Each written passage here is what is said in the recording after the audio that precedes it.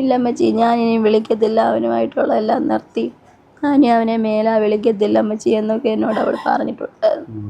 ഞാൻ അങ്ങനെ വിശ്വസിച്ചാണ് ഞാനിരുന്നത്. അവനെന്തോ എൻ്റെ കുഞ്ഞിനോട് പെരുമാറിയോണ്ട് അവളിങ്ങനെ ചെയ്തത്.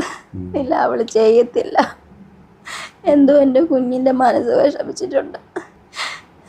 അല്ല, ഞാൻ വിളിച്ചപ്പം അവൾക്ക് ഒരു കുഴപ്പവും ഇല്ലായിരുന്നു. കഴിഞ്ഞ ദിവസം ഏറ്റവും കൂടുതൽ ആളുകളെ ഞെട്ടിച്ച ഒരു വാർത്ത തന്നെയായിരുന്നു 17 വയസ്സുകാരിയുടെ ആത്മഹത്യ. ശരിക്കും പറഞ്ഞാൽ ഒരു യുവാവുമായിട്ടുള്ള പ്രണയബന്ധം തകരാറായി എന്നുള്ളൊരു തോന്നൽ കൊണ്ട് ഒരു പെൺകുട്ടി ആത്മഹത്യയിലേക്ക് പോയി എന്നത് ശരിക്കും പറഞ്ഞാൽ എല്ലാവരെയും ഞെട്ടിക്കുന്ന ഒരു സംഭവമാണ്.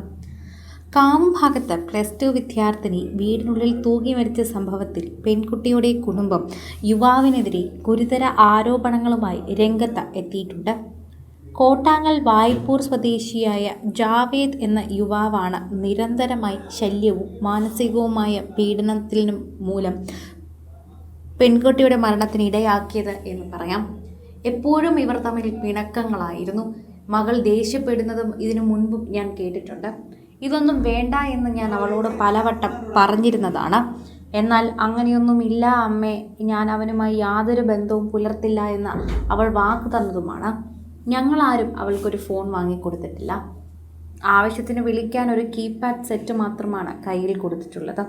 ഫോണെല്ലാം കൊടുക്കുന്നത് അവനാണ് എന്ന് തോന്നുന്നു. അതിനെപ്പറ്റിയൊന്നും അറിയില്ല.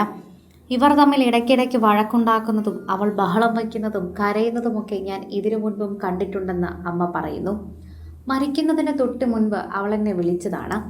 അപ്പോൾ അവൾ നടന്നതെല്ലാം പറഞ്ഞു.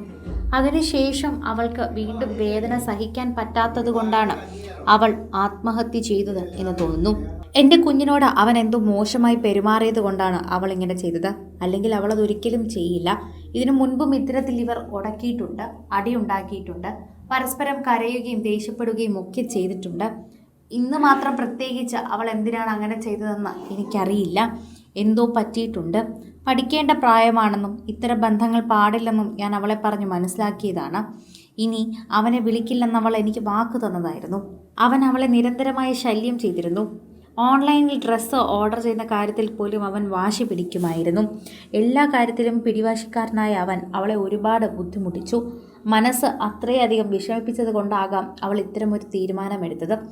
കഴിഞ്ഞ ദിവസം വീട്ടിലേക്ക് മടങ്ങുന്നതിന് മുൻപേ അവളുമായി ചില പ്രശ്നങ്ങൾ ഉണ്ടായിരുന്നുവെന്നും ജംഗ്ഷനിൽ വെച്ച് അവളുടെ കൈവശമുള്ള ഫോൺ തല്ലിപ്പൊട്ടിച്ചു എന്നുമൊക്കെ പലരും പറയുന്നുണ്ടായിരുന്നു. അവിടെ വെച്ച് തന്നെയായിരുന്നു വഴക്കുണ്ടായതെന്ന് തോന്നുന്നു. ആ വഴക്ക് മൂലമാണോ എന്നറിയില്ല. പക്ഷേ ആ പെൺകുട്ടിക്ക് മനം തകരാനായി എന്തോ അവിടെ ഉണ്ടായി എന്ന് അമ്മ ഉറപ്പിച്ചു പറയുന്നുണ്ട്. നന്നായി പഠിക്കുന്നൊരു കുട്ടിയാണ്.